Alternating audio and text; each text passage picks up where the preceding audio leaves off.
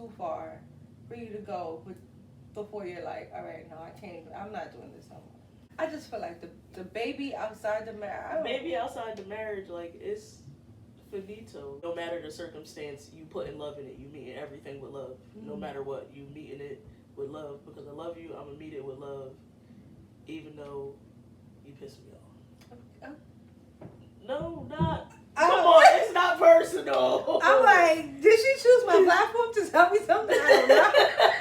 Yes, get your point across, but you don't have to be rich. Like, able to say, like, all right, let me check myself, because what's more important, the way I deliver it or what I'm delivering? Say, you can't call me that. And then think that I'm still listening to what you're saying, because I checked out after the third time you insulted me. If something did get out of hand, it was pulling everybody back together. Like, hey, no, this is family. You love this person. Sit down. You can explain this to this person without yelling, without screaming, without cursing at them. Sit down. We family. That's how I was raised. Like, it wasn't conflict like that. The very few conflicts that arise, they always ended in, this is family. You sit down. I'm going to allow you to express yourself. Don't curse at me. Don't call me out my name. Don't yell at me.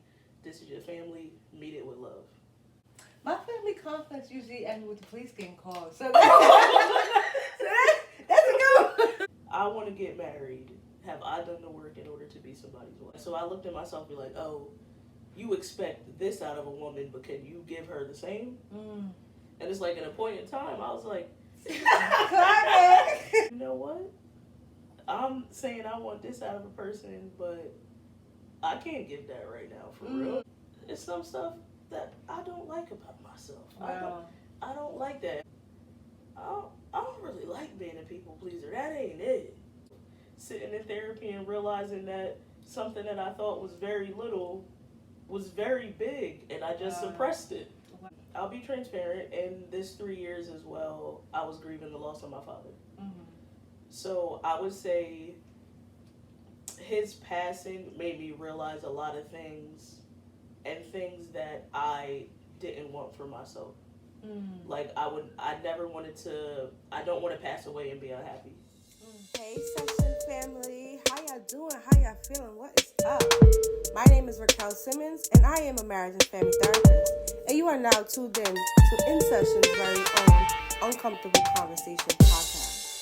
Be sure to like, comment, subscribe, and most importantly, share. Enjoy the show. Hey family, how y'all doing? How y'all feeling? What is up? Welcome back to another episode of Uncomfortable Conversations. Listen, before we even get started, we're gonna quickly address the elephant in the room. And it's not obviously my guess. It's the fact that I know that I didn't put out an episode last week, when I was clearly telling you guys, starting September, we'll do every week. And listen, I've been tired, and I want to make sure that I give you guys quality work, and not just putting out anything just because I need to just put something out.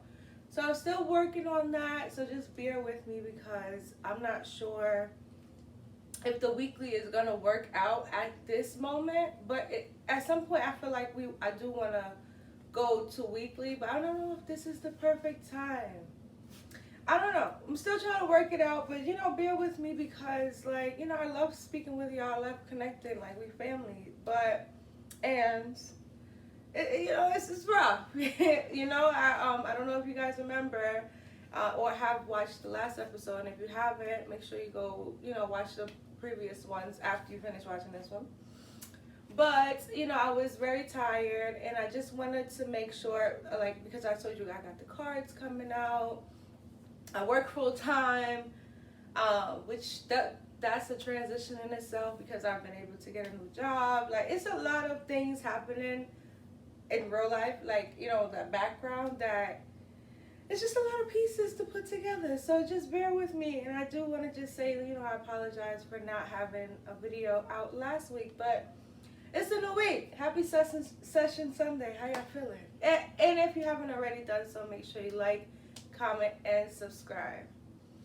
So I have an amazing guest with me today. So, I don't know if you guys know, but this is the lady behind the cameras, behind the work. This is my fiance. Please, if you would like to do the honors of introducing yourself. Hi, I'm Raquel's fiance, and I also work behind the camera for this amazing podcast that you guys get to see. You guys give her some grace. She's a little nervous. She's don't do this in front of the camera thing. But I just feel like this is worth it. Today's topic, if you haven't seen the title, is about healthy relationships and what that looks like, and also toxic relationships and what that may look like. And I felt like I didn't want to do this without, my partner, because why would I be talking about relationships without adding the lady who has placed me in the most positive, healthy relationship I've ever been in. So, here we are. Of course, each and every episode we start off with an icebreaker card. So, I'm going to shuffle the cards just so that you know we're not cheating and that I'm not cheating. And so what's going to happen is I'm going to pick out, you're the guest, you can pick a card. And whatever card you pick, you'll read it out loud, and then we'll both answer it. Because why not? All right, pick a card, any card. All right, what does that card say? What do you appreciate the most about your partner? Okay, you can go first. You can go first. What do you appreciate? What do I appreciate most? I appreciate that you are nurturing. Okay. I appreciate your ability to keep moving forward despite obstacles. Okay, period. So I really appreciate those things. I just appreciate the person that you are. Okay, thank you. Period. Just all in the whole. Thank you. I guess I can answer it too. No, I'm kidding. I feel like low-key, I probably did this already, but it's alright. We're gonna pick another card, and it's gonna be my turn to pick. But I appreciate your patience. I appreciate the time and just like how you invest in me. I appreciate the way that you invest in me, because it makes me want to be caring, and it makes me want to be the person that you appreciate in me. So. All right, that wasn't bad. I love hearing things about myself. Duh. All right, so let me just pick a card. All right, what does your partner do to make you feel validated? You read the card, so you answer first. All right, look at you picking up all the rules of the game already.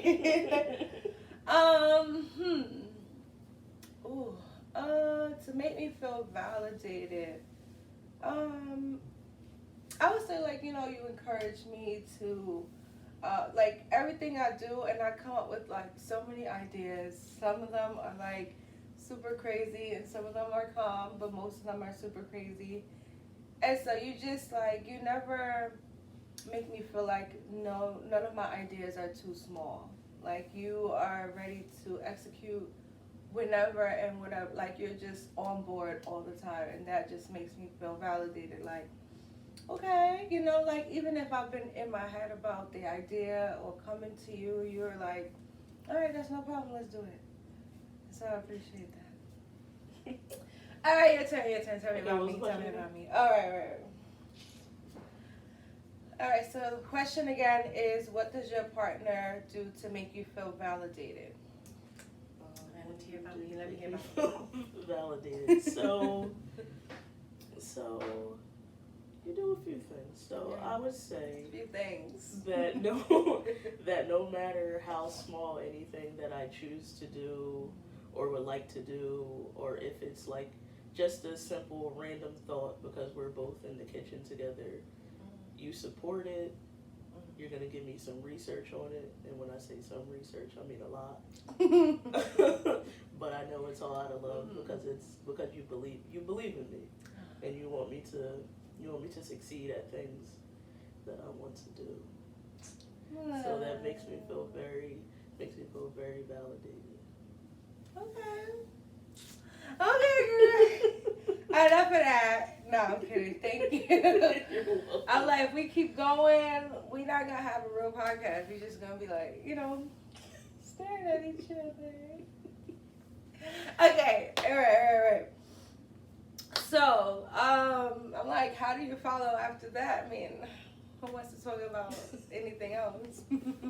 All right, so, before we actually jump into our actual topic, I just kind of wanted to get your thoughts on something that I've been seeing, and I'm sure we all been seeing online, about Kirk and Rashida's relationship.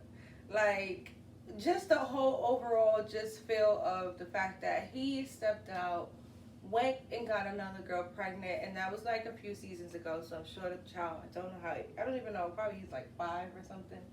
I don't know.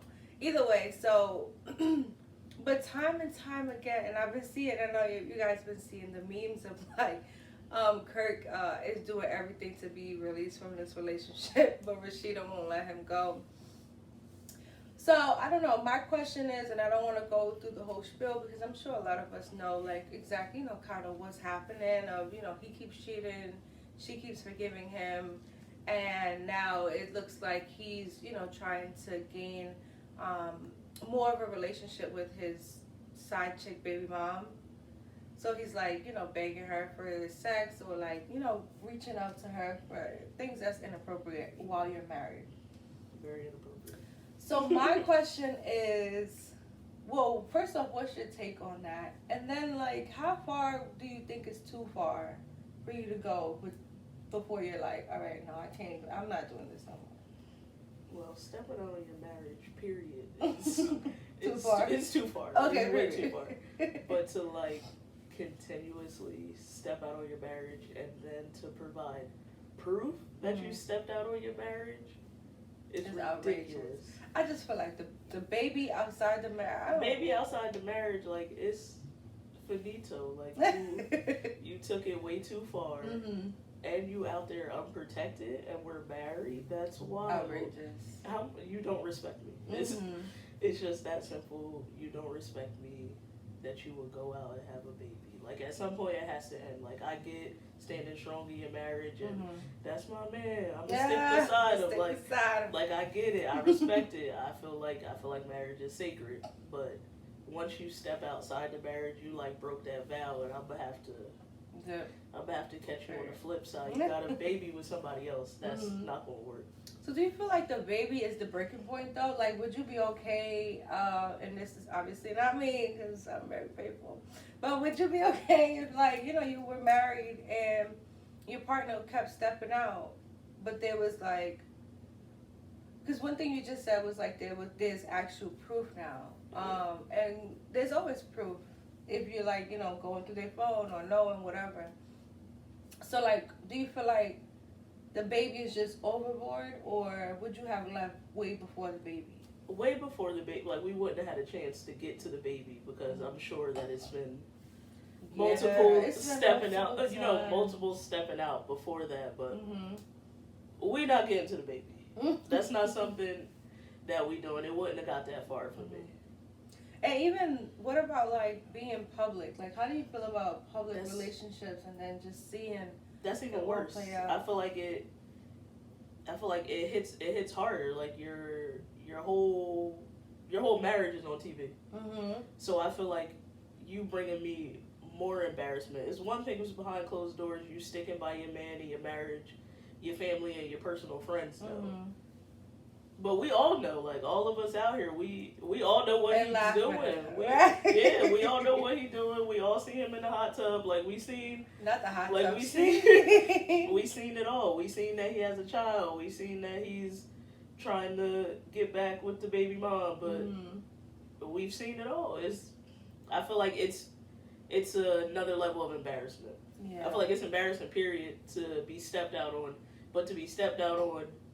and everybody get to watch it on whatever night it come on. It's crazy. You have to keep reliving it because they shoot those shows like over and over and over. Yeah, and then you keep seeing it, and with the internet, they keep replaying the same clips. Like, you have to keep reliving it. Absolutely not. You don't get to do me like that. And then he don't even give her a break. He don't. Oh my week God. After week. Week after week. It's like, damn, she can't even get over the last week because the new week is something else. And even just sitting down, like, how do you even feel like we're not about to dissect the whole show, but I seen like a clip of like her sitting down with, it was just them three, like them two and the side chick baby moms or whatever. Like, how would you even have done that? Like, gone that far to sit down and try to understand how to put the pieces together on what's going on? Like, do you feel like she's just doing the most or what?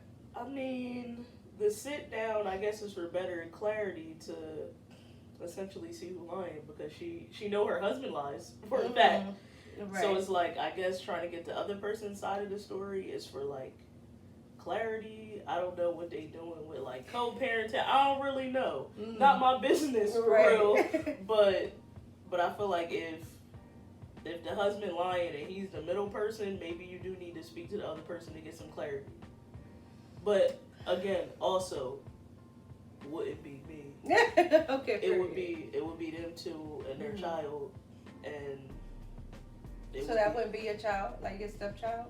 I mean, we wouldn't be together anymore. Oh. I mean, that would be my kid's sibling for sure, of course, and I would love for them to get together and have their own relationship. But like, as for a united front in a marriage, after you have a child and we're married actively. Yeah, that's too much. No. That would have nothing to do with me. There would be no need for me to sit down with her because I don't care who you're canoodling with. Canoodling is crazy. But I get it. I get it. Yeah, I definitely would have been out during the lap. First off, you mentioned the hot tub scene. That would have been, and then what? I think it was her and her mom who had popped up and like was like turning up or whatever during that cabin. I don't know if you even watched that whole episode, but the point is, like, why would you stay with this man even after that? Like, I don't know. Well, for her to stay, and then not to mention, and low key, I just feel like this behavior in itself is very normalized, because I don't know if you've seen the clip too of her mom sitting on his lap. Inappropriate. It was wild, but it's like, even your mom think you're a joke. Even your mom thinks your relationship is like, all right, this is a joke. She's letting everybody have a piece. I might as well get some. Like, strange. Very strange. Crazy. Moms on the floor. That's all I know. What you gonna do? Moms on the floor. That's all. All right, not my mom, but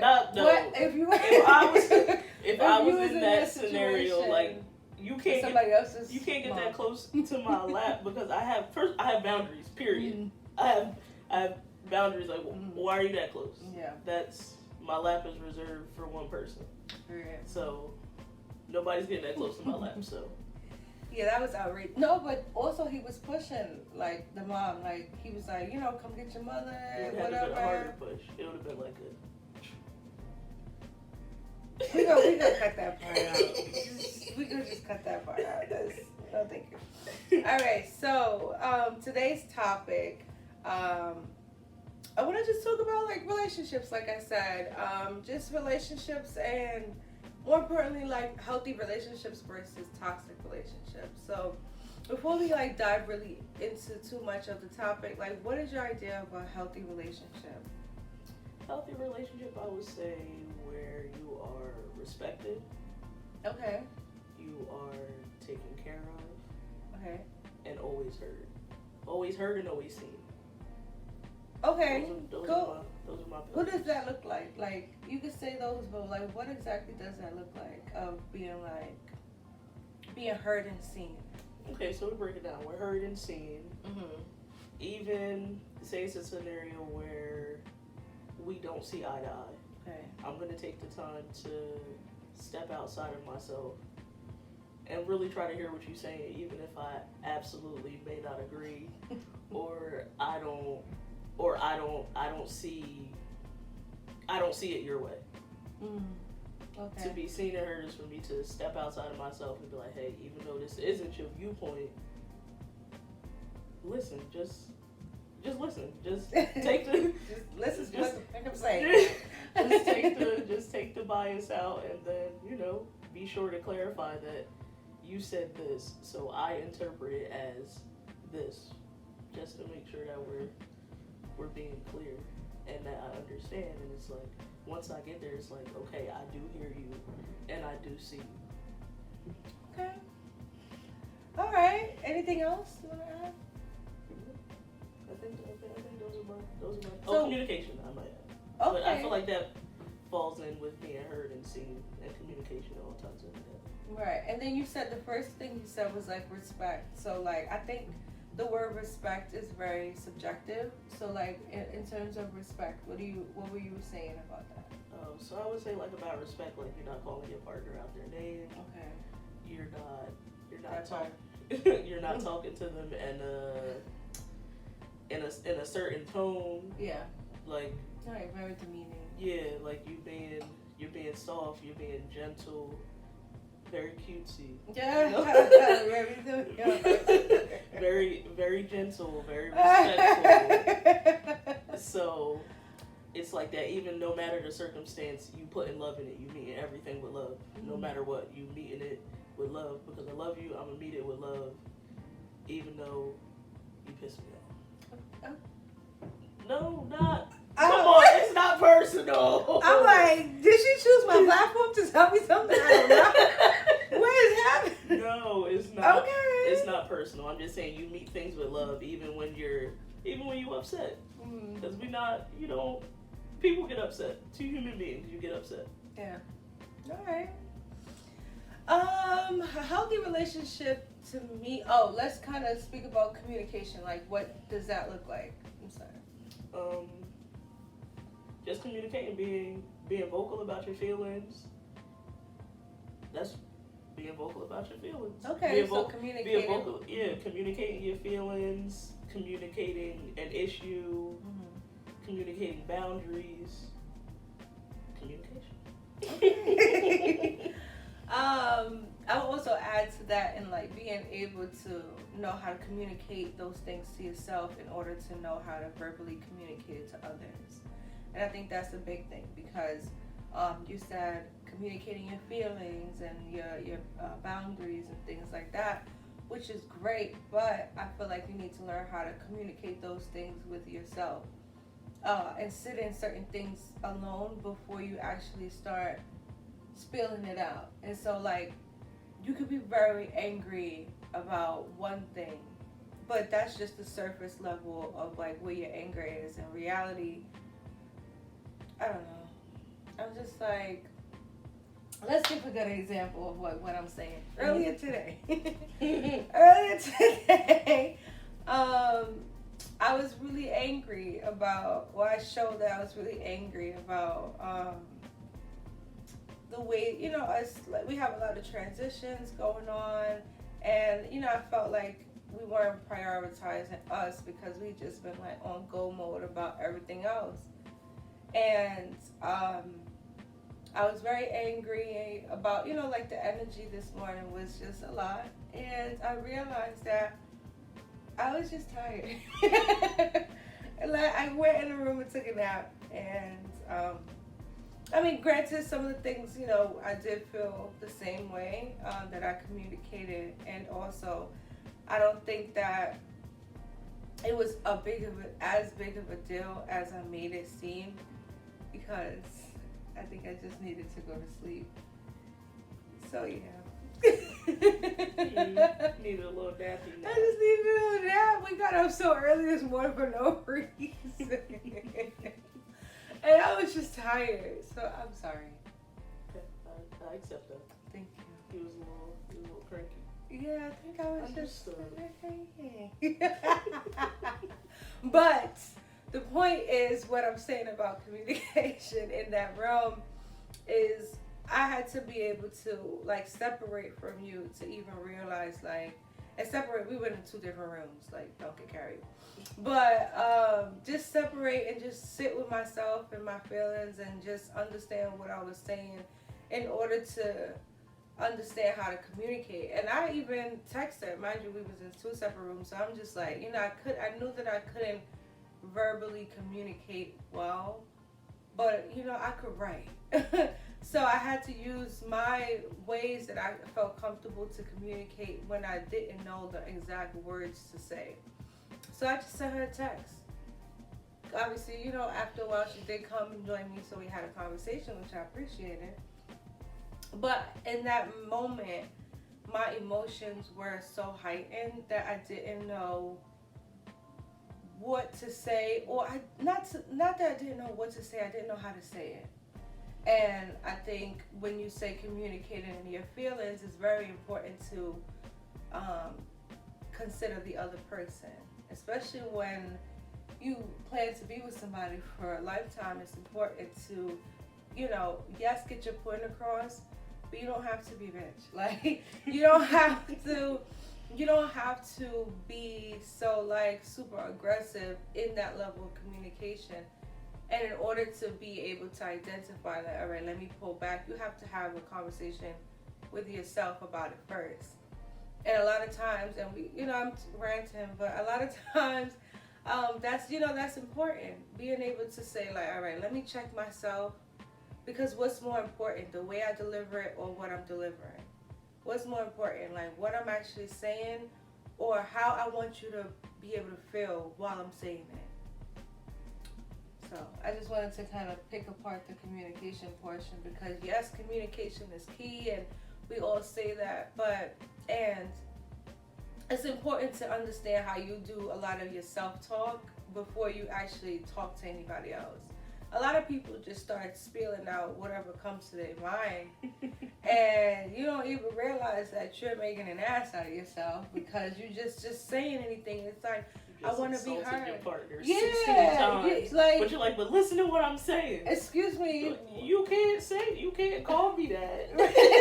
And then think that I'm still listening to what you're saying, because I checked out after the 3rd time you insulted me. Like, I'm not there with you. I'm sorry. Exactly. I need you to draw it in. Yeah. So self-talk is important. Like sitting with yourself. Because you in a relationship as well. Yeah, hello. So it's like you should sit with yourself. Yeah. Before bringing it to the collective.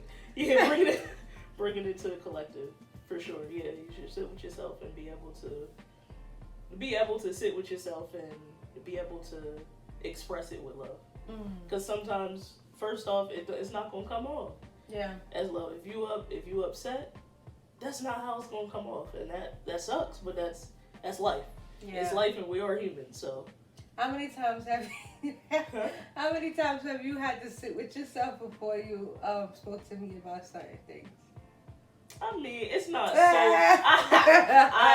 have. I'm saying I have, but I wouldn't say that it's something super often that I have to be like, just you cannot go in there wilding. That's inappropriate. You go in there wilding, she's not gonna reply well. She's gonna start crying. She's gonna start yelling back. Is that what you want? And it's like, no, you don't want that. So it's like, baby, what's going on? Instead of coming in the room like, hey yo, that's very inappropriate, and you're gonna get 2 different responses every time. So I feel like I was taught to meet things with love through watching my family and just them. If something did get out of hand, it was pulling everybody back together. Like, hey, no, this is family. You love this person. Sit down. You can explain this to this person without yelling, without screaming, without cursing at them. Sit down, we family. That's how I was raised. It wasn't conflict like that. The very few conflicts that arise, they always ended in, this is family. You sit down. I'm gonna allow you to express yourself. Don't curse at me. Don't call me out my name. Don't yell at me. This is your family. Meet it with love. So I feel like that's where I really get it from. Wow. My family conflicts usually end with the police getting called. So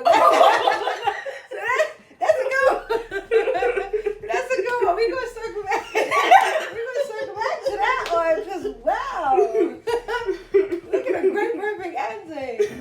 So different. Okay, we can circle back. I mean, listen, definitely two different experiences. All right. For me, I feel like a healthy relationship. I agree with all of the things that you said. And if I could add anything, I would just say I really like the communication portion. But paying attention to your partner, I feel like supports with a healthy relationship. And when I say paying attention, like paying attention to like what irritates them, what they like, what they don't like, what would make them smile. A lot of times, when you're in a relationship, sometimes your partner will then, end up like dropping little hints, or you guys have a conversation and they tell you a little bit about like what they like and what they don't like, and not only paying attention, but also acting on the what you're receiving. So like, I like flowers. You buy me flowers. I appreciate that. That makes me feel, valued and loved, and because it's like, oh wow, you're listening, or wow, you were thinking of me. So stuff like that, I feel like it is healthy if the intentions are pure. And if you're just doing certain things so that you could then manipulate me at the end, that's not what I'm talking about. But what I'm saying is like, paying attention to your partner, listening to when they have like really bad days too. Like, granted, everybody doesn't always enjoy hearing like negative news all the time, but just taking the time to just hear what they're saying and seeing what you could do to make it better, and looking out for ways to make things right or make things better, and not just being okay with the way things are or allowing things to be stagnant because you don't know what else to do. Like, a healthy relationship, I feel like it takes work because it takes you getting out of yourself and putting yourself into another person's shoes to say, okay, if I was her, how would I respond? If I was my partner, what would I like? Or, you know what I mean? Like, actually taking yourself out of the equation, understanding your partner, and then putting yourself back into it, but as a unit. And so I feel like a healthy relationship is, when you're taking your partner into consideration. I feel like all the things you said, and when you're taking your partner into consideration and understanding, all right, would they enjoy this? Do you feel like are you behaving in a way that it would be okay if my partner was here too? Which I think is huge. Am I representing my partner the best way that I can at this very moment at all times? And if the answer is no, or you have to even question that, it's probably no. And so just being healthy while we're like together and present, but also being in a healthy relationship when we're not in the same rooms anymore. Because I feel like a relationship is way more than us just being in the same room. No, I'm in a relationship when I leave out the door too. I'm in a relationship in any realm that I'm in. It's like, oh no, you're gonna know what's going on. Like, and I feel like that represents a healthy relationship because no one should be able to question like, is this girl in a relationship or is she single? Like, the way you carry yourself, they should know what's up, I feel like inside and out. Right, inside and out. And so, yeah. What do you think about? Because, of course, you represent your partner when you walk out the door. Mm-hmm. Absolutely. And nobody should be able to approach you with no foolishness. A lot of things can be nipped by the way that you carry yourself. For sure. Like, anybody walk up to me being weird, I'm probably gonna mug you. Oh my God. I promise y'all. I promise I'm not a violent I person. promise that she is not right. I'm not getting beat. I promise. I'm nothing. I promise. She's not making me say anything. I promise. I'm She's just saying. not making me say anything I'm saying. I'm not against my will. She's not even this violent. Oh my Lord. I'm just saying, because it's like if anybody would take it that far to approach me with the way that I carry myself, that's what you was asking for? Like that's what you wanted? Because I don't think anybody's asking to get my like or abused anyway. No abuse, but it's just like the way I feel about my relationship. This is the woman that I'm going to marry. You can't play on my top, nor can you play on hers. Like, no, thank you. And I know that the way that I carry myself, everybody knows that I'm an engaged woman. I wear my ring all the time. Hello. So everybody knows that. Like, that's not a thing. But you do have people in the world in this day and age that thinks it's cute to try to approach people that despite what they show, because they think, ooh, you're nice and shiny because somebody else wants to be with you for a lifetime. People do approach things that way. They like, somebody wants to marry you. Oh, you gotta be great. Let me see what I can do, and that's inappropriate. That's crazy. So it's like, don't walk up on me. I'ma just say I'm the wrong person to walk up on. Okay, period. That's all I'm saying in the regards of beast. of representing your partner. Mm-hmm. So it's like, yeah. What do you think that's about? Like, even people, like, they know you're clearly in a relationship and they still trying it. Like, they think that shit's cute, I guess. I'm not too sure. That's because we got examples like freaking Rashida and right. That's or it's a matter of wanting something that you can't have. Mm-hmm. Or I feel like it's a certain level of respect that you know that, oh, this person is very locked in with their person and I can't have them, but I'm gonna try. Mm-hmm. I'm gonna try because it looks shiny, it looks great. I want the things that they offer their partner. Mm-hmm. And it's like, but you're not my partner, so I wouldn't offer you those things. Hello. But I feel like it's all a part of the day and age we're in, for real. A lot of things are glorified that should not. Marriage isn't as important to our generation as it was to our parents' generation. Mm-hmm. I just don't feel like it is. Like, people, they're like, oh, marriage is a piece of paper. No, it's more like sharing a life with somebody, making sure your partner is taken care of. If God forbid something is to happen to you, like I love you that much that I want to make sure that you are taken care of if something happens to me. I want to do life with you. Mm-hmm. Like, that's not like that's not sacred to other people, but it is very sacred to me, and I have my lifelong person. So it's like, I know what that feels like, and it's not something that I'm willing to give up or downplay because the generation thinks it's cool to not be in a marriage. Yeah, it's outrageous. I was actually having this conversation too the other day, just saying, like, being married is being comfortable with, like, you just lose your rights if you're not. Like, to your example of if something happened to you, we spend all, like, days upon days, hours upon hours together.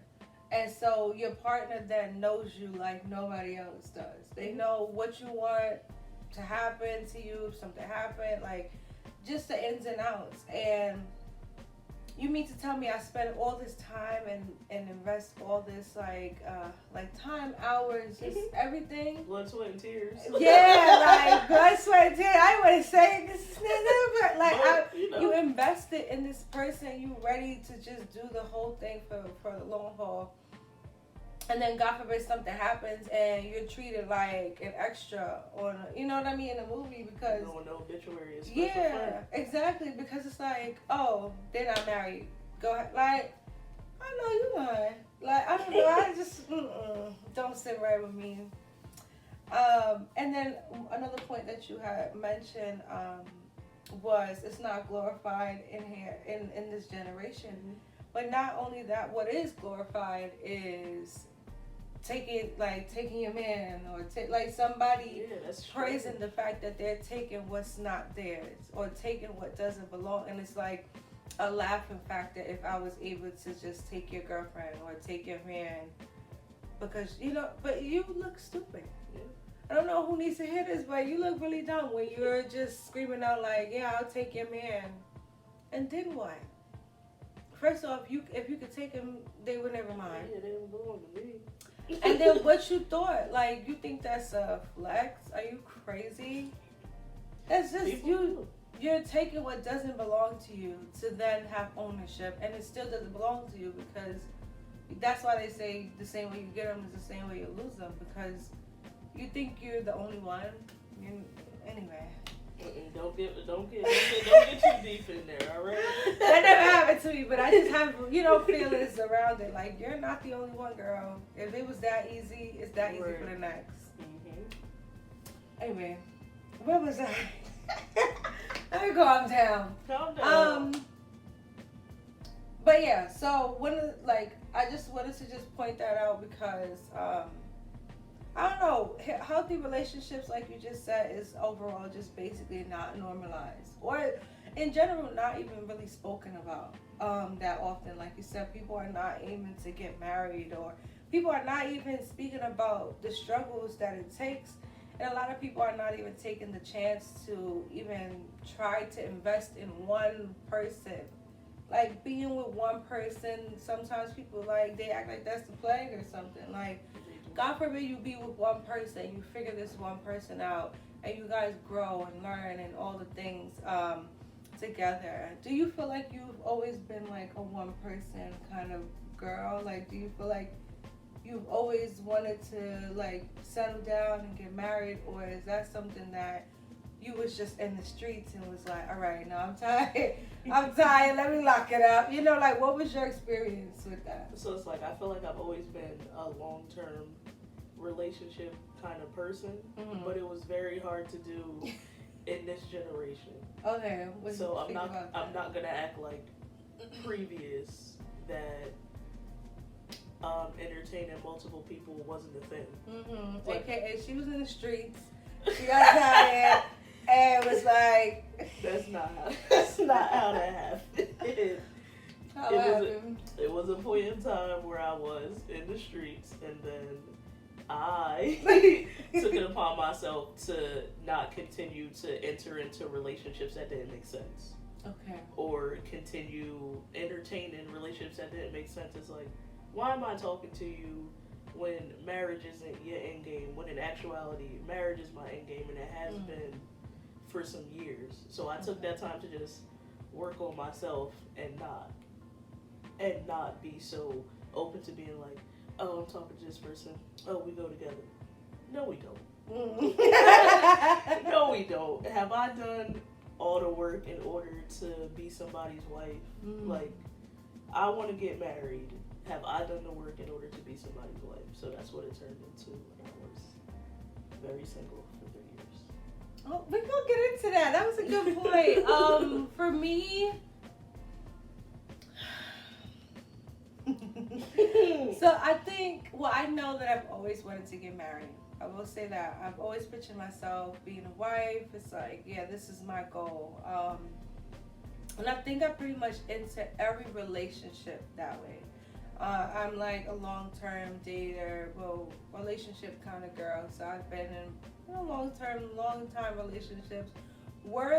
Did I always feel like they were going to be, like I was going to always marry everybody I was with? No.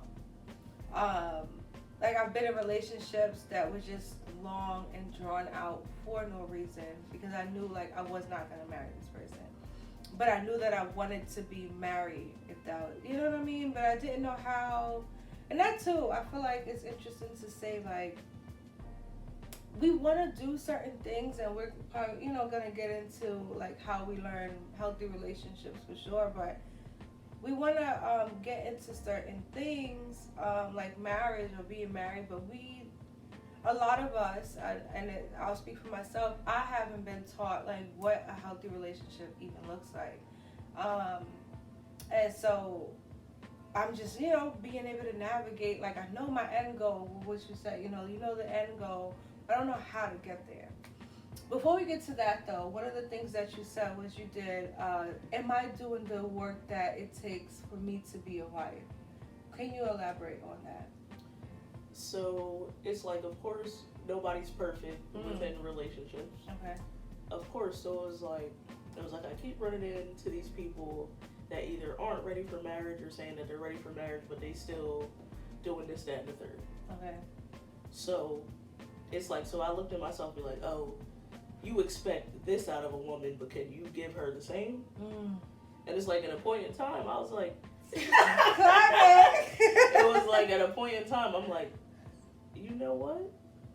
I'm saying I want this out of a person, but I can't give that right now, for real. What are some of those things that you felt like you wanted that you couldn't give? It was like, consistency was a big one. But then What do you mean consistency? Like, maybe like consistent conversation, consistent behaviors of being committed or things of that nature. Okay. I was requesting it from people, and I'm like, oh, you look back on it and be like, why would they ever have given me consistency? I was never giving them that because I was talking to other people. Oh my. So it was like, I'm asking you for full level of consistency, and I'm not giving you that because I'm talking to other people too. So it's like consistency was consistency, I would say, was like the biggest thing for me that made me be like, hold up, take some time to yourself, and if consistency is something that you want in your partner, get to it. Right. Like, get to it. Spend some time by yourself. Like, I don't feel like I've ever had a issue with being by myself, but I feel like it was more so talking to people to pass time. And then I realized I'm in actuality wasting my time and that person's time. Right. Because you know pretty early on once you start spending time with a person, and especially being a lesbian, we don't know how to like go on a date and go home. Like, you go on a date, y'all together for 16 days after that. First of all, what are you saying? I'm like, are you telling our business? Like, you together for 16 days, y'all inseparable after that. So I feel like, especially with the way lesbians are, you can definitely turn and be like, yeah, you just did that. I can't deal with that for you. Some things are personality traits in people, and you're like, yeah, you've been doing that since you was a kid. That ain't gonna change. I'm not interested in that. Absolutely not. Okay. What other self-work do you feel like you had to work on, if anything else? Or it was just like the consistency? I feel like consistency was the biggest one for me. Self-love was one for me. Okay. Because it's like you expecting somebody to throw all this love into you, but do you love yourself? Ooh. And it was like it took me a little second to realize that my self-love was lacking somewhere from a previous like long-term relationship that I was in. So it was like it was lacking heavy, and I'm just like, you let people do this shit because you don't love you. Wow, damn. So it was like, so I want to say that those are like my two biggest things, like just working on myself, making sure that I was a communicator. Yeah. Okay. Because I wouldn't say that I was always a communicator. It's like you say something, I'm like, oh, okay, check out, get up and walk out the conversation. Inappropriate. I wish you would. That's the thing. I did that work. So you have a communicator. I can't say that other people have had a communicator, and I'm woman enough to admit that other people did not have a communicator. You say something I don't like, oh, okay, I'm getting up and walking out the room. I don't want to speak to you for 3-4 days. 3-4 days is crazy. Which is very inappropriate. So it's like, Yeah. So it was like, so I took that time for 3 years, and I took that time to get to know myself, in a sense, get to know myself better as an adult. Okay. Because I did spend a lot of my adult years like in long-term relationships. Okay, so how do you feel like what are some things that you felt like you did in order to get here? You said you were single for 3 years. So what was happening during those 3 years that you were intentionally working on yourself? Staying home, journaling. Okay. Yeah, no, I love telling you how to journal, so hey. Staying home, journaling, having very intentional conversations with family and friends that was making it clear on things that I wanted or I didn't want. Therapy, like discussing my past, anything that may have caused me trauma, like really sitting in it. Okay, and nice. Realizing that it's some stuff that I don't like about myself. Wow. I don't like that, and I feel like that's a self-realization is very hard. So a lot of people avoid it for years, and I feel like I avoided it for years. It's like I said to them, I'm like, I don't really like being a people pleaser. That ain't it. Wow. Like, that's not a good one for me. I don't like that. I really don't care what other people think, for real. and I should be able to show that every day instead of being like, oh no, whatever you say, yeah, that's okay. When it's really not. When I go home and I'm ready to knock all this shit over. It's like, why did I say yes? He's like, why did I say yes? So it's like, so it's like sitting with yourself and realizing that it's some stuff that you don't like about yourself. Sitting in therapy and realizing that something that I thought was very little was very big, and I just suppressed it. Wow. So I spent a lot of time doing that. Nice. Well, I'm glad you are the person you are today.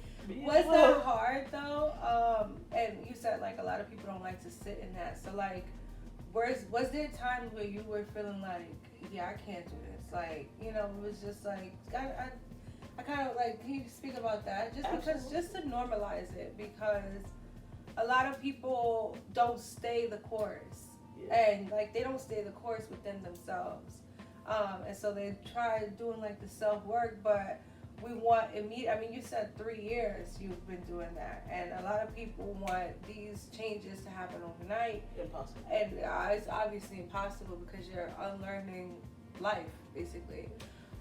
So can you just kind of speak about like how hard that was, if it was hard for you at all? It was absolutely hard.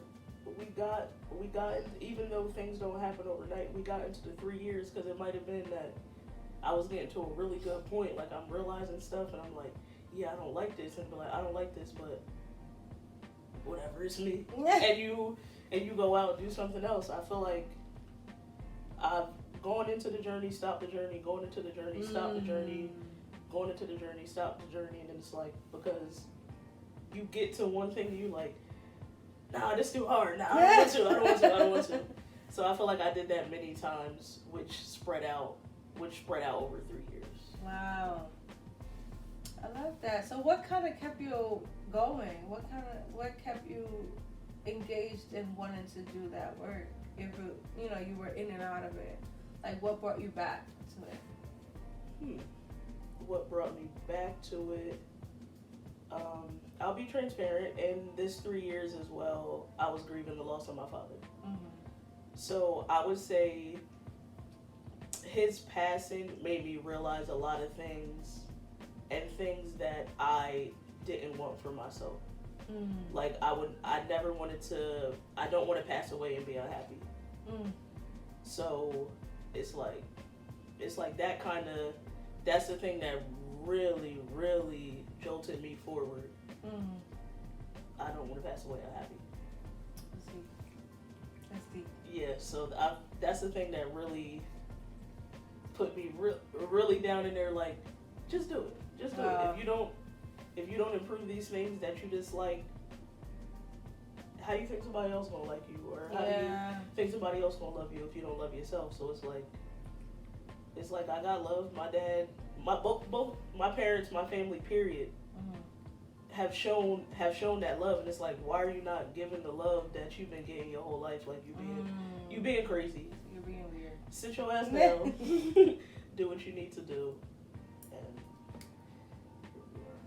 Nice. Thank you for sharing. Thank you for being vulnerable enough to share. Like, how do I follow that? For me, self-work, I think, was very important. It is a very important part of who I am today. So I would agree. A lot of, I don't know if consistency was my problem, but giving a fuck was my problem for sure. And when I say that, it's like, I didn't care. I cared. Wait. Rewind. I cared a lot. Let's start there. I cared a lot in the relationships that I was in. However, I didn't know how to communicate that I cared. And I didn't know how to stay present in being uncomfortable. I didn't know how to stay present in the level of conflict. So instead of leaning in towards it, I showed that I didn't care, or it reflected, or, you know, it came out as if I didn't care. And so I had to ask myself one day, like, Raquel, would you be with you? Like, would you be with you who you are right now? And my answer was no. And that was like a hard pill to swallow, because you walk around thinking like I'm the shit, like I walk around like, yeah, I'm that girl. And I really wasn't. I was always that girl. But I wasn't the girl that I knew I could have been, or that I was striving to be. If I look back on who I was before in my previous relationships, and if I told myself, like, are you where you want to be as far as like emotionally, like, the answer was no, and so I had to do the work to actually get to where I wanted to be, wherever that even looked like, because sometimes when you grow up in an environment that's not really conducive to my learning, I don't know how far it could go. Like, if you just, everybody tells you, or you see the relationships, but you don't really see the work that it takes to actually stay in it. Or you don't really notice how much you play a part in the relationship. And so for me, my self journey, I don't even know how long it was. I don't know, it was 2 years, going on 3 years too, like maybe. Yeah, I think you were on. Same, yeah. You were on your way. I think I was already at 3 years, but you wasn't too far behind. Yeah. I think I was like right behind you, and in that, yes, we were. And I think in that, I dated myself, which was huge, because it was so uncomfortable to do when I first started doing it. I was just like, I was, taking myself out, understanding, journaling was a huge part of my journey as like finding who I am for sure. And allowing myself to sit in being uncomfortable and reflecting on questioning why am I uncomfortable, and like, where did I learn to be this level of uncomfortable in this process.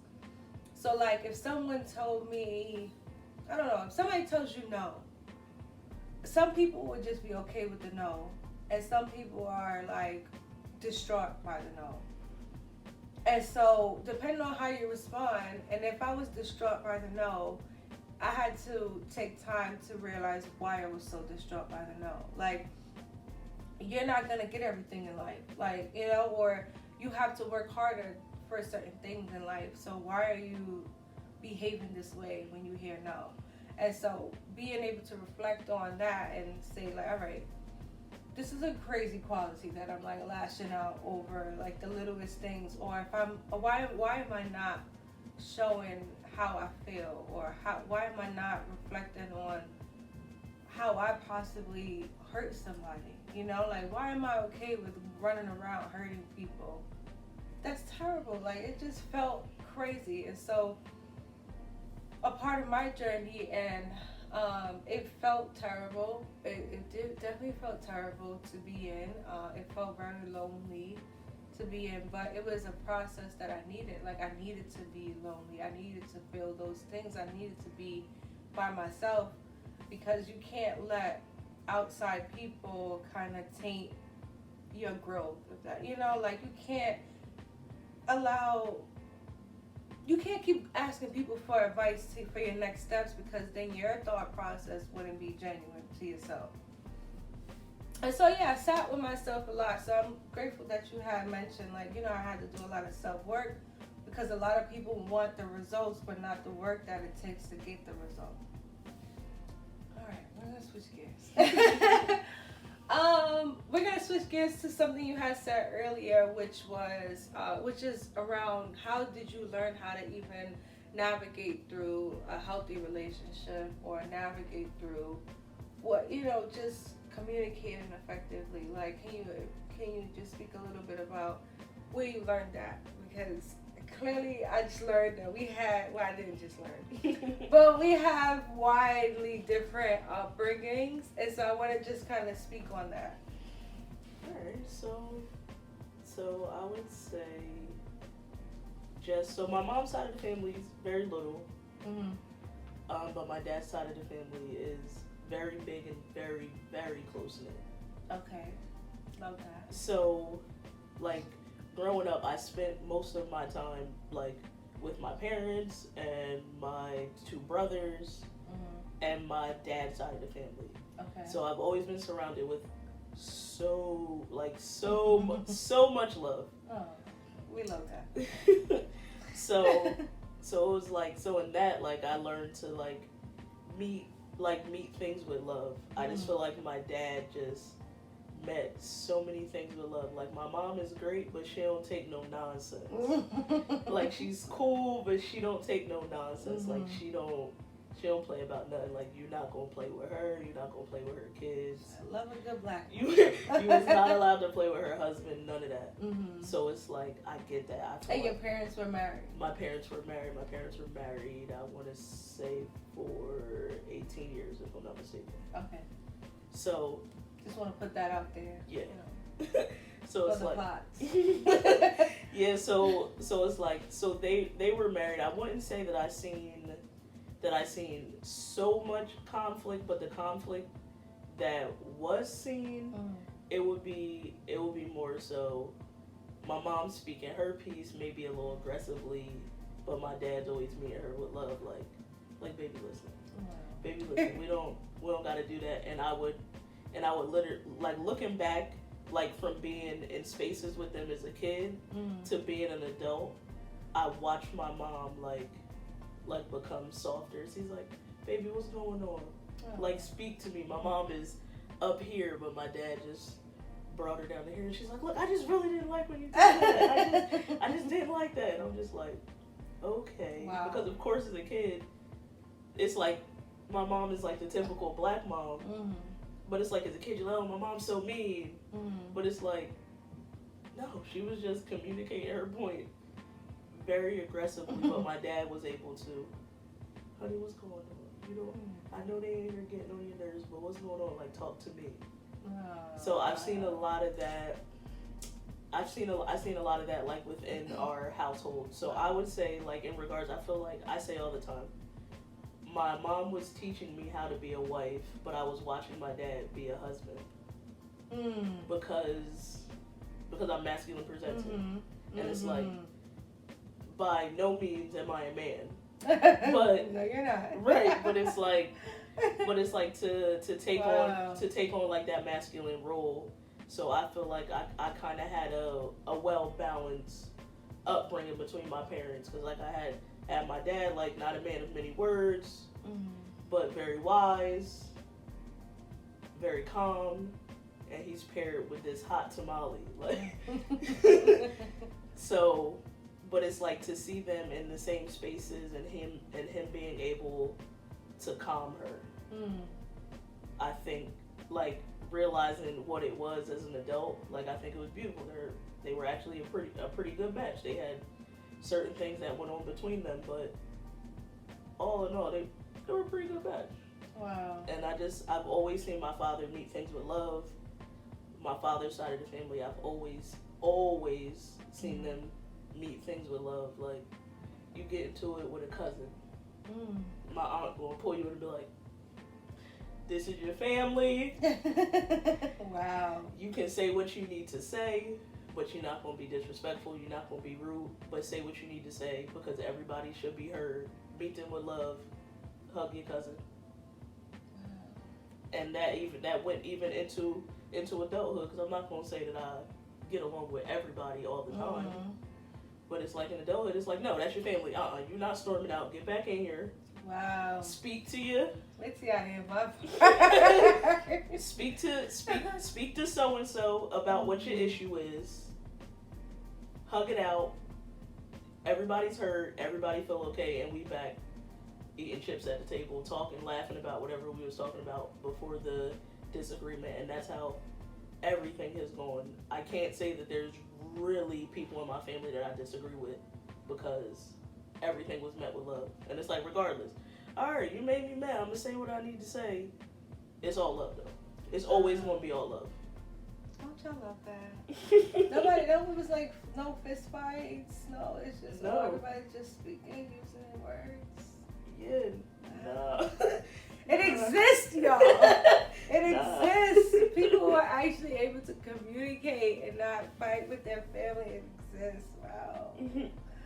What a time. I wish I could be a fly on the wall to just navigate that, or just eat my popcorn and just watch y'all all come back and communicate.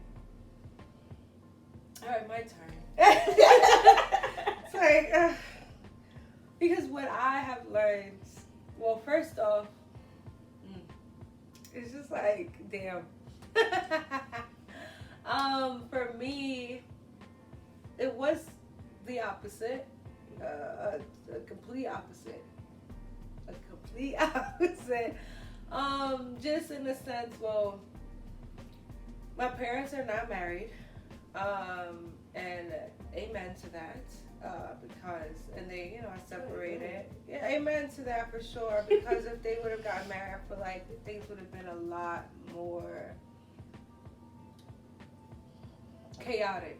It would have been a lot more chaotic. Although at this point they could have just did what they wanted to do. But no, they were not married, and I never seen anybody growing up have a conversation with each other. Like, never seen anybody speak to each other, which is the craziest thing in the world.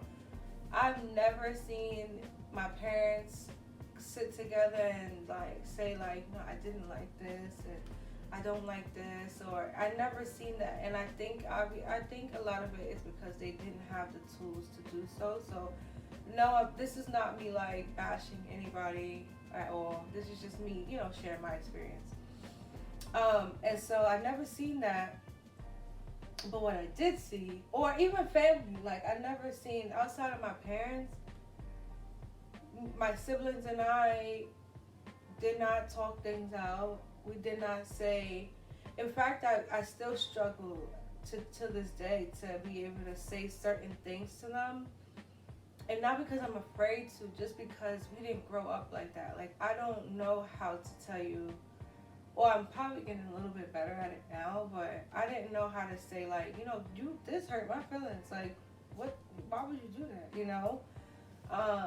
But even, like, family, like cousins, like you said, you had an aunt who was like, no, we're going to sit down and communicate with each other. This is still family.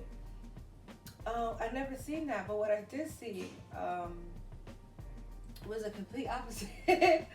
I've seen people get cursed out, like, left and right. Family, I've seen physical fights within family. That's why I was like, oh, mine's ended with police getting called. Like, how did yours end so nicely? Like, y'all back together at the table eating chips? Like, what are you talking about? Like, the way that we resolved things was fighting.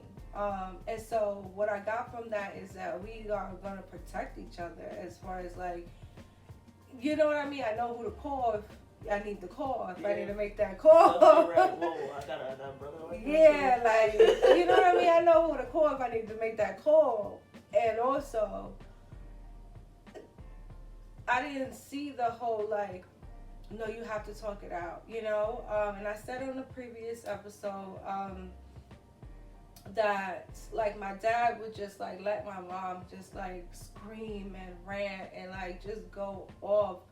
And eventually she would just stop. So I'd never seen him do what, like, your dad said, like, you know, I know you're upset with them, but, like, all right, talk to me, like, let's bring it down. In fact, he would just, like, probably, like, leave the house and then come back in a few, like, moments later, hoping that she's de-escalated. But it's like, how would she even do that other than just, like, telling her own self to calm down or just getting tired of yelling? Voice box. Right. Dry. She's probably thirsty. That's probably why she stopped, because she needed to take a drink of water. And how could you come back after, jugging a bottle of water or something? You can't. You look crazy. Now, could you imagine in the middle of an argument, like, you're just thirsty as hell? A bottle of water and you just jug it, like, thing. no. So that's probably what happened. She probably got thirsty and very tired. Anyway. And so, like, people fight, you know? And no, I'm not a fighter, but don't push me. But I'm not a fighter for real like that anymore. But I know, you know, I'm an adult. Nobody, like, I just feel like at this big age, fighting is crazy. Like, why are we, you know, and I'm not going to physically fight my partner because I know what that did to me. Whether we're both females or not, I know that putting my hands on you is something I never wanted to subscribe to. Like, that is something you, any of my partners, anything. But the problem is, all I know is that, you know, like, all I know is to detach or fight. Mm-hmm. And so when those are the only things you know, I'm going to go to what I feel like is the safer route, and which is to detach, because I'm not gonna hit you, you know, like, that's crazy. Like, I'm just not gonna hit you, like, you know, could you imagine? We're not fighting here. Like, I'm not doing that. So a lot of, like, my relationships has been just me detaching, which showed that I don't care. But in reality, it's not that I don't care. I don't know what to do here. Like, I was just, these two options. These are my own, like, I don't have a middle. Like, these are my two options, and that's all I got. And I think it would have been nice, and what is amazing about your upbringing and how that instilled into you is that even if I'm detaching, or, you know, like, right before I just get too far gone, you're able to be like, I don't know, you know, like, pull me back in, like, all right, what's going on? And amen to that. Like, I'm very grateful just to, you know, like, you challenge the two things that I was brought up with. Like, you challenge my ideas. And granted, I communicate rather well these days. For sure. I like to think so. 100%. So I'm able to gratefully articulate that, you know, I'm uncomfortable about certain things, or have those conversations with you that just, like something is not right, something doesn't feel right, and I feel like I need to speak about it. And I think a large amount of why I'm able to say that is because of that transition. I don't want to say fully, but it's definitely like seeing you as a person that I want to spend my life with, and then it being solidified of being a girlfriend to a fiance to, you know, moving on to being a wife. It's just like, I have to tell myself, like, girl, you cannot be afraid to speak to your wife. Like, you about to marry this person. You cannot just be, you can't shy away from the difficult or the hard conversations, because what are you going to do? Be miserable your whole experience and get a divorce because you were too afraid to actually speak about something? So, yeah. I don't know. Huh? Oh. Listen, you're crazy. She's crazy. No divorce is death row is crazy. Anyway, so yeah, I just think it's interesting, like, about, like, our upbringings are widely different. do you feel like our upbringing being so different works? Like, do you feel like it maybe not work? Well, it works, but it's needed. Like, do you feel like if I was brought up the same way? No. Do you feel like if you were brought up the same way that I was, would that have like a widely different outlook on the way that we coexist together now? I think so. Yeah.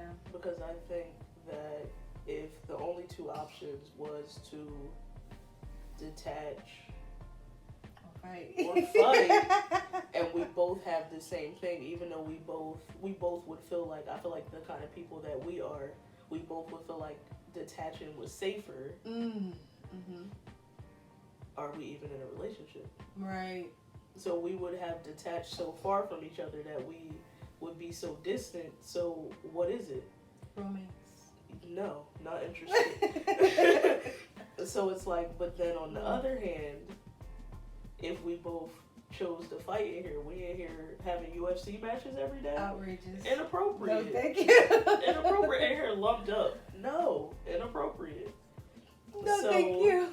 So I feel like the different upbringings balance our relationship. What about if we were both in your situation, like your upbringing? Like, how do you feel like that would have had an effect on the way we exist now? If any. Yeah, I don't feel like any, because I feel like even though you have these two things, I feel like the space that we have taught each other to be in, it doesn't really happen. We both know that putting our hands on each other is not an option. Yeah. I've been in something abusive, you've been in something abusive. That's not a route that we're ever willing to take, because we know what it feels like to be at the other end. Yeah. So I know that that's a route that we would never take.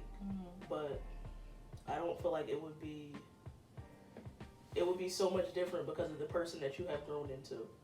If I met you at a different point in life, I feel like it might have been a little different. But the woman that you have grown into and the work that you have done on yourself, you would think that we've had the same upbringing. I would say though, just to like a little challenge what you're saying, just a tad, is that I think not that I needed all that trauma, because I'm not going to normalize that at all, but the lessons that I learned in my upbringing brought me up to speed to where you are. And show me the value of being where you are versus taking advantage of, I could be any, like, what I'm saying is, if we both had the same upbringing, one of the things that comes to mind is I could have possibly not known the importance of being in conflict. Okay. And so I say that because, like, for example, sometimes people don't need to be met with love. And I say that very loosely, but sometimes people don't need that. So an example is like what you said, like, I'll use myself as an example. Me being in a relationship that was not serving me, and was very like toxic, very abusive and all the things, if I kept meeting this girl with love, we probably would still be there, and I'll probably be on my like 8th hospital visit by now.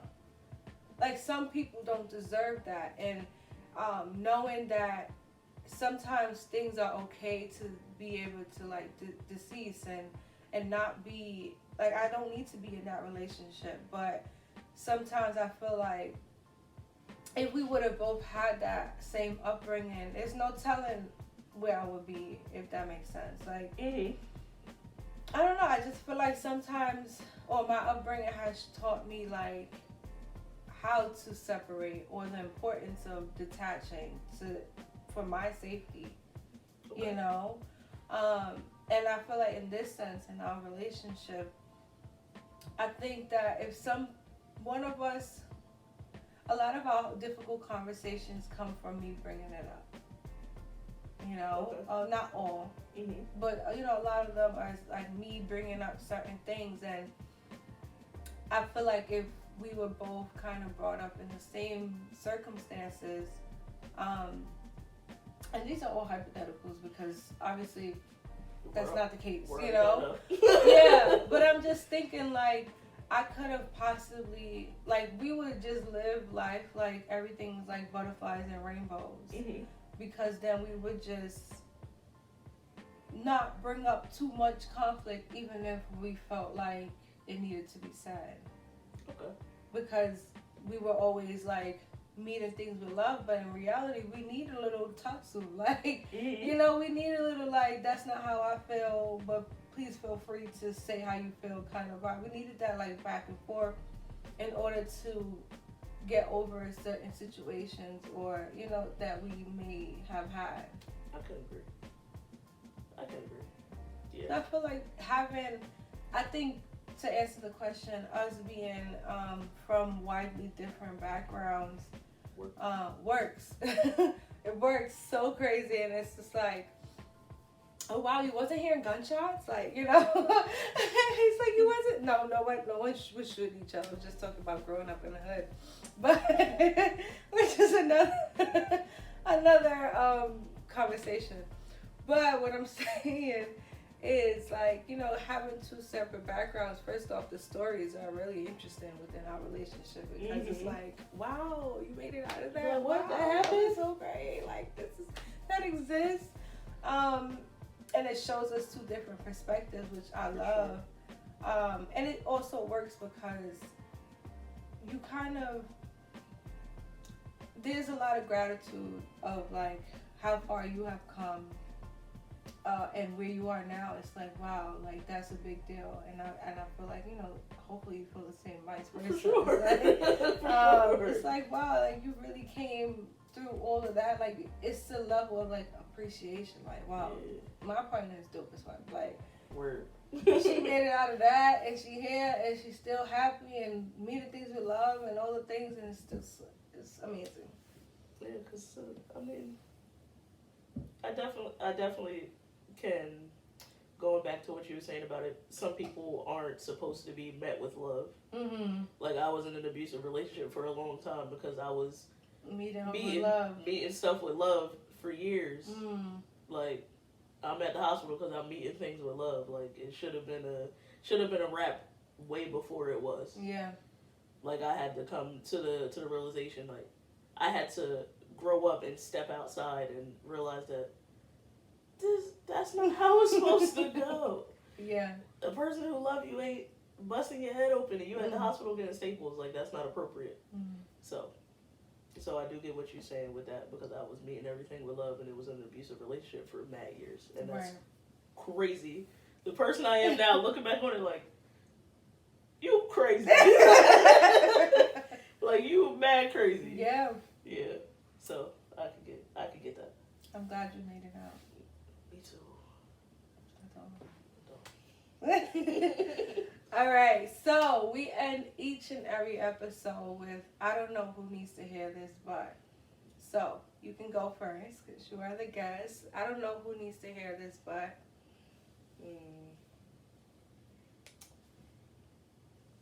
yeah, this is hard. These are hard. Yeah, you don't really realize how hard they are to you on the spot. Like right on the fly, like this. First thing that comes to mind, rapid fire. First thing that comes to mind. I don't know who need to hear this, but that toxic relationship ain't for you. That person that's right in your face that's trying to love you, let them love you correctly. It's okay to start over and be loved correctly. It is A-okay. I like that. I like that. I'll go. I don't know who needs to hear this, but do the self-work. Do the self-work to become the person that you would be okay with being with. And not who you want people. Like, you don't need to have somebody else loving you more than you love yourself.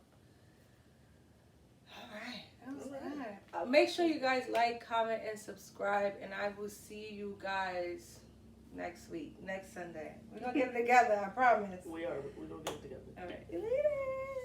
All right, family. This this concludes our episode of Uncomfortable Conversations. Be sure to like, comment, subscribe, and share. We'll see you next time.